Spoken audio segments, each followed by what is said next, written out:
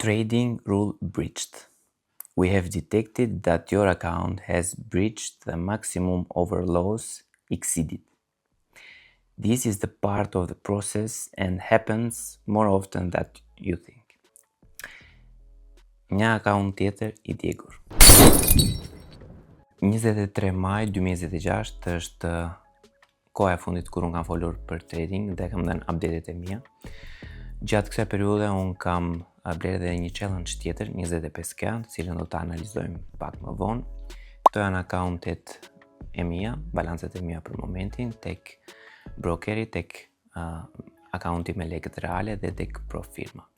Duhet të them diçka për brokerin, pasi po kalojmë tek një broker tjetër, i cili është FP Trading, për disa arsye, po arsye kryesore është sepse FP Trading mbështet, suporton këtë kanal YouTube-i. Kështu që FP Trading është një nga brokerat më të besueshëm, është një broker i certifikuar dhe ka sprede shumë të favorshme. Gjithashtu, FP Trading siguron tradersat me një insurance për $1 milion me një marrëveshje të bërë nga Lloyd's of London. Kështu që në description kam vendosur linkun për ata që nuk kanë akoma një account në këtë broker. Shkoni, klikoni, hapni accountin dhe vazhdoni me tregtimin si asnjëherë më përpara. Para se të kalojmë tek analiza e accountit 25k, dua të ndaloj pak dhe të them diçka për muajin ngushta. Duke qenë se ky 6 muaj i parë prap unë nuk jam i kënaqur me veten time dhe nuk më ka çuar drejt profitabilitetit.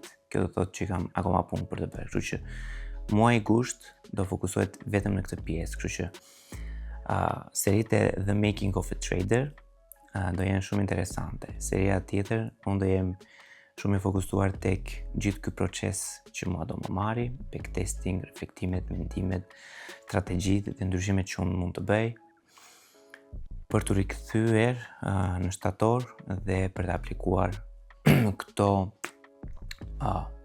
ristrukturim të vetes time edhe një herë në treg. Kështu që kalojmë tek analiza e akauntit 25k dhe pastaj në serinë e radhës do kemi të gjitha gjërat shumë në detaje se si unë e kam menduar dhe po e kaloj këtë kohë. Ky është akaunti im në Funding Pips. Këto janë statistikat e mia. Super të larta. E kemi challenge-it. Kemi 25 që po kemi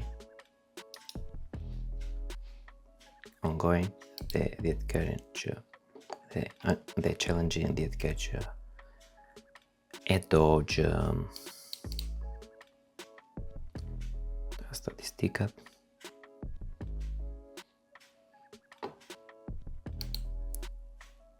Këto janë tradet. E kemi bler diku tek, kemi nisur tek 9 mars dhe kemi djegur në qershor. 25 qershor. Kam një gjatë të mirë, të paktën i zgjatë shumë këto. Kalojmë tek akaunti 25k.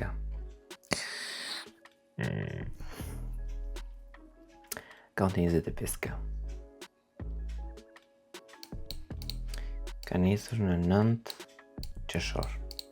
S'kam mbaruar akoma. Jemi minus 4.3%. Kjo është një historia se si ka shkruar akaunti.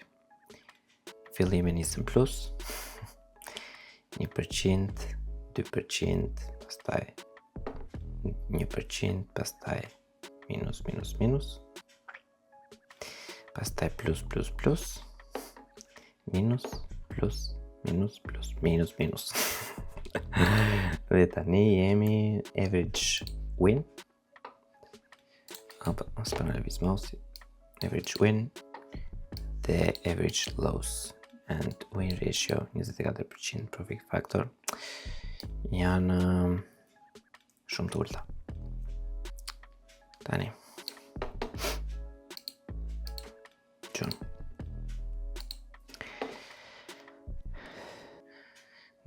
300 dhe kështu me radhë. Këtu e kam prishur, këtu e kam prishur, këtu e kam prishur. Dhe në kam rrezikuar më shumë se që duhet. Kthehemi pak këtu. Kthehemi pak tek kjo. Le të ndërrojmë për 1 minutë. Account 25k. Ndërrojmë që unë i kam kaluar të dyja fazat. Ndërrojmë akoma si kur unë kam bërë këtë profit në një ditë. $770, $770.37. Vjen pyetja natyrshëm. Sa më duheshe mua, ose si cilit për juve, që punojmë një punë normale, të zakonshme, për të bërë këtë profit? Të të shpjej. Gjeni X-i. Ja pse vlen trading. E të shikoni të gjitha tradet që unë kam marrë. E të gjitha këto kod janë këtu. E të gjitha accountet që unë nuk kam kaluar dhe kam kaluar një fazë, një moment. Gëdi, shumë e largë.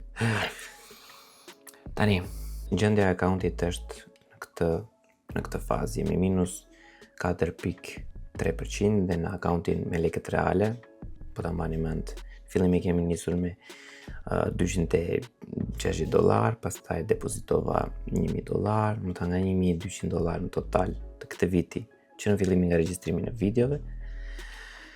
Totali unë për momentin kam $380, kështu që humbje atje, humbje këtu, i lija thirrje mendjes. I gjithë kushti do përdoret vetëm për backtesting, për brainstorming dhe për të gjetur atë që më mungon për të bërë profitable. Nuk është të thënë se do ta gjej brenda gushtit, por që diçka do të ndryshoj, e di. Kështu që deri në videon tjetër, shihemi. Bye.